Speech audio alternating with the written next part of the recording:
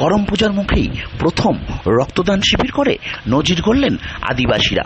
ভুরকুন্ডা গ্রাম পঞ্চায়েতের দৌলতপুর আদিবাসী পাড়া শিব মন্দির এলাকায় বিরসা মুন্ডা সিধু কানু স্মৃতি সংস্থার উদ্যোগে বৃহস্পতিবার এসি ভলভো বাসে চলল রক্তদান শিবির। রীতিমতো আনন্দের সঙ্গে 50 জন যুবক যুবতী রক্তদান করলেন, আর জানিয়েই ধন্য ধন্য রব পড়ে গেছে গোটা অশোকনগর জুড়ে। ভলেন্টারি ব্লাড ডোনার্সের নেতা, রক্তদান আন্দোলন যিনি সারা রাজ্যে ছড়িয়ে দিয়েছেন, সেই দিলীপ মণ্ডলও অভিভূত এদের কর্মকাণ্ডে। উদ্যোক্তাদের তরফে শঙ্কর সর্দার জানালেন, গ্রামবাসীদের বুঝিয়ে রাজি করা হয়েছে, তারা যথেষ্ট উৎসাহিত। এই প্রথম তারা রক্ত দিতে এসেছেন, এমনই এক গৃহবধূ জানালেন তার মতামত। সব মিলিয়ে আদিবাসীদের এই উদ্যোগে খুশি জনতা। দিচ্ছেন, একটু ভয় লাগছে, ঠিক আছেন? কি নাম?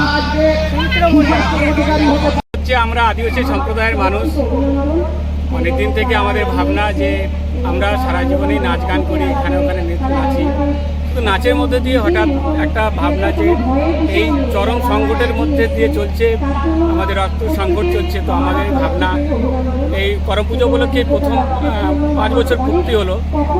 তো সেই হিসাবে আমি সম্পাদক হিসাবে আমি আমার একটা ভাবনা এবং আমার গ্রামের সমস্ত মানুষদের নিয়ে বলেছিলাম, যারা সহযোগিতা করেছে, হ্যাঁ ব্লাড ডোনেশন ক্যাম্প করা যেতে পারে, এবং তাদেরকে আমি সচেতন করতে পেরেছি।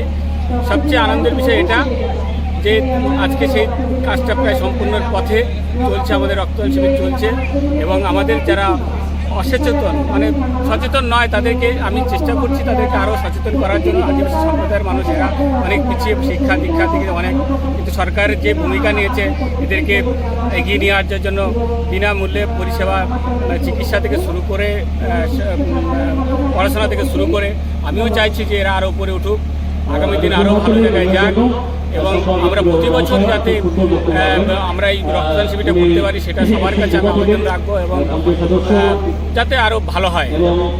করম পুজো, সেই উপলক্ষে রক্তদান শিবির, কি বলবেন? এটা খুবই আনন্দের বিষয়। আমরা all India voluntary blood donors ফোরামের তরফ থেকে পশ্চিমবাংলা বিভিন্ন জায়গায় রক্তদান করি। মানে সপ্তাহে আমাদের 4টে 5টা 6টা ক্যাম্প হয়, মাসে 35 থেকে 40টা, বছরে 350 রক্তদান শিবির সংগঠিত করি 23টা জেলায়, পশ্চিমবাংলা বিভিন্ন প্রান্তে।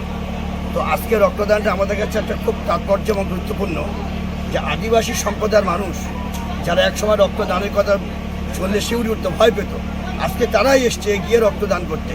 এটা আমাদের কাছে একটা খুব গুরুত্বপূর্ণ বিষয়।